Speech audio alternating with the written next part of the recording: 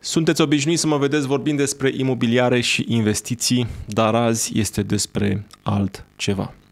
Democrația garantează dreptul la liberă exprimare, dar trebuie să-ți asumi ceea ce spui. Eu sunt Daniel Tudor, știți că sunt eu și știți că pot răspunde pentru informațiile pe care vi le transmit în toate materialele mele. De ce?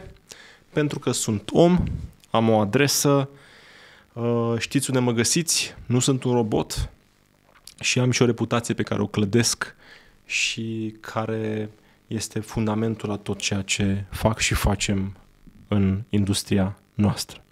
Dar eu sunt cazul fericit, pentru că în online există o practică prin care spui ce vrei, dar sub protecția anonimatului. Caz în care dispare responsabilitatea. De ce? Foarte simplu, pentru că nu poți fi găsit. Conturile false și trolii digitali și diverse alte nume care s-au dat la această activitate din ultimii ani folosesc anonimitatea pentru a manipula opinii și a destabiliza încrederea voastră, a publicului, a noastră. De exemplu, doar în timpul alegerilor recente din România, TikTok, da, celebra platformă, a eliminat peste 66.000 de conturi false și peste 10 milioane de urmăritori falși. Practic, au fost blocate.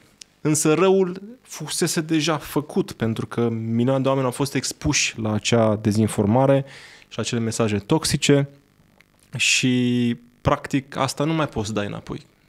Există acolo, s-a vorbit despre și acum toată România vuiește despre aceste mesaje. Un alt exemplu poate fi provocarea Spider-Man Challenge, poate că ați văzut-o cei dintre voi care aveți copii, în care efectiv copiii sunt îndemnați să se arunce în gol. Și mai sunt și acele multiple schemuri pe care le-ați văzut cu toții, în care primiți un mesaj de la aparent un prieten care vă îndeamnă să investiți în asta, de regulă în cripto, pentru că vă spune el că e bine. Da. Inclusiv conturi false cu numele meu au fost folosite pentru a îndemna la astfel de scheme de investiții ilicite. By the way, apropo, dacă primiți astfel de mesaje directe de la mine, să știți că nu sunt eu. Da? Este sigur cineva care mi-a folosit numele sub o mică schimbare a userului, a utilizatorului, a numelui de acolo, astfel că voi să nu vă dați seama că nu sunt eu și vă cere bani. Nu o să cer niciodată bani, cum n-am cerut nici până acum într-un mesaj direct, așa că aveți mare, mare grijă. Toate aceste practici, care sunt absolut ilegale, ne pun în pericol atât banii, cât și, iată, libertatea, dacă ne referim la atacul la democrație care se întâmplă acum în România, și ne pun în pericol chiar și viața. Vezi acel challenge de care spuneam mai devreme, Spider-Man Challenge. Aceste conturi care folosesc practic identitatea altcuiva sunt peste tot. Și în TikTok, și în Facebook, și în Instagram. Pe LinkedIn am văzut, dar probabil că și acolo o să înceapă mai devreme sau mai târziu. Și sunt convins că sunt și alte platforme pe care unii dintre voi le folosiți sau care vor apărea în viitor, care vor trece prin același traseu. Practic, acești agenți digitali, cum îi numesc eu, și găsiți multe informații despre acest topic în cartea lui Yuval Harari, Nexus, folosesc identitatea altcuiva, dau mesaje din perspectiva acelui altcineva și vă influențează pe voi să faceți un lucru pe care altfel nu l-ați face. Cum ar fi, de exemplu, să votați cu un candidat anume. S-a întâmplat treaba asta de pe zeci de mii de conturi false în ultimele săptămâni, inclusiv persoane publice gen David Popovici sau Adrian Vâncică de la Las Fierbinți sau mulți alții care efectiv au apărut dând mesaje pro un anumit candidat, știți la cine mă refer, de pe un cont cu numele lui. Dacă un agent uman ar face asta, ar veni public și ar spune eu sunt David Popovici și uite, vă îndemn să faceți lucrul ăsta, nu ar trece mult timp și ar veni o instituție care l-ar identifica și l-ar sancționa sub diverse forme, uneori chiar cu privarea libertății. Însă agenții digitali, boți, troli sau cum vreți voi să-i numiți, nu sunt trași la răspundere, ci doar blocați și din momentul ăla mai departe ne vedem de treabă. Dar creatorul lor și tehnologia care practic e folosită ca să-i creeze rămân efectiv fără să fie trase la răspundere și răul este enorm. Am venit astăzi cu o propunere către Parlamentul European pentru a legifera verificarea identității tuturor utilizatorilor de social media printr-un proces care poartă numele, poate cei mai corporate dintre voi știți, KYC, Know Your Customer, exact ca atunci când deschizi un cont bancar. E un proces simplu care se poate face digital, prin care practic arăți că ești tu, că e o persoană fizică sau juridică în spate care vorbește în numele respectivului cont. În felul ăsta o să reducem drastic conturile false, o să creștem încrederea în informații distribuite și vom responsabiliza pe cei care răspândesc știri false, pentru că acum vor putea fi descoperiți imediat. Practic, care este scopul acestei inițiative? Este să oprim tot ce este neverificat ca având o persoană anume în spate, că e fizică sau juridică, că este instituție, că e ONG, că e companie, că e whatever, nu contează. Ideea e să știi că acea persoană își asumă ceea ce spune, pentru că dacă ai 60.000 de boți care transmit un mesaj despre un anume candidat și care sunt venite poate de la un singur om sau de la o singură structură, de fapt, impresia ta în momentul în care primești mesajul este că toți acei 60.000 de oameni îți vor binele și că doar aia este direcția, dar este o dezinformare grasă care face enorm de mult rău și nici nu sunt trași la răspundere. Acum, dacă vei avea practic contul trecut printr-un proces pe care fiecare platformă ar trebui să-l facă, cel puțin pe teritoriul Uniunii Europene, pentru că către Parlamentul European este petiția, și către Guvernul României în același timp, nu mai poți face asta pentru că poți fi identificat rapid. Prin urmare, democrația se păstrează prin faptul că un vot este egal o persoană. Da? Nu 60.000 de voturi este egal o persoană, pentru că practic este o luptă total inegală. Dacă susții această idee, te invit să semnezi petiția de la linkul de mai jos, o las în descriere.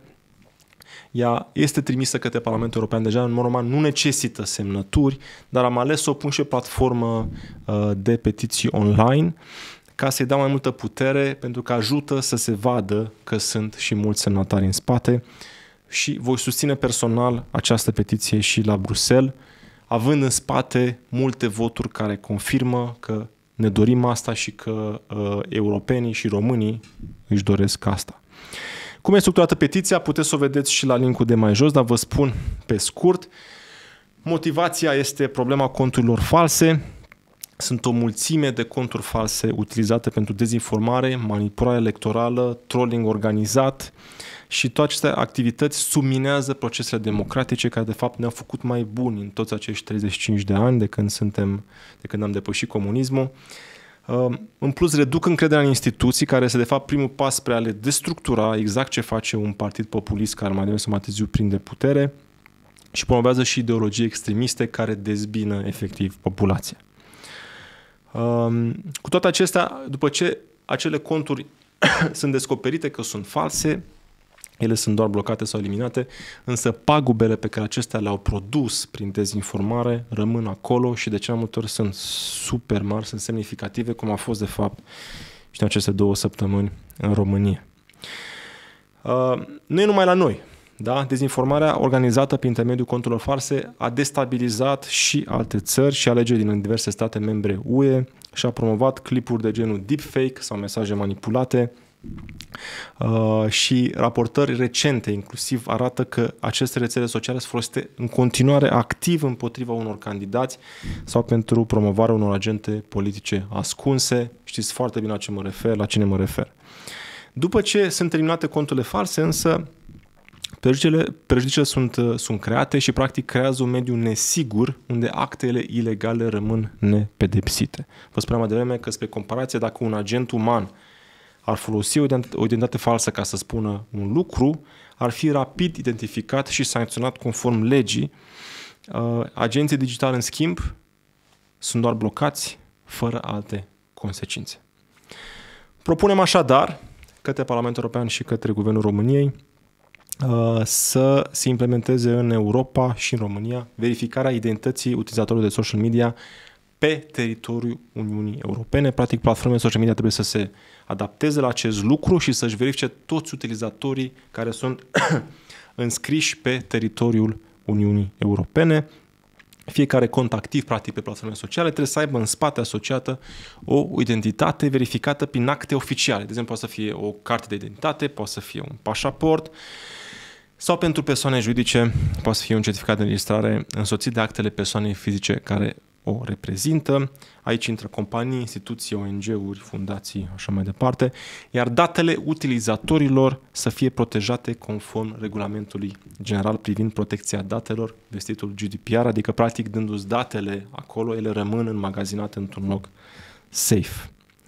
Ce câștigăm astfel? Câștigăm platforme de social media mai responsabile, pentru că vor avea obligația de a implementa aceste procese de verificare și de a elimina astfel conturile care nu respectă acest lucru. Sigur, se poate face o perioadă de tranziție pentru asta, dar aici trebuie să ajungem, pentru că altfel este o luptă total inegală, iar ăsta e doar începutul. Inteligența artificială crește așa de mult încât la un moment dat, efectiv, nu vei ști dacă vorbești cu o persoană reală sau dacă vorbești cu o persoană care este doar digitală.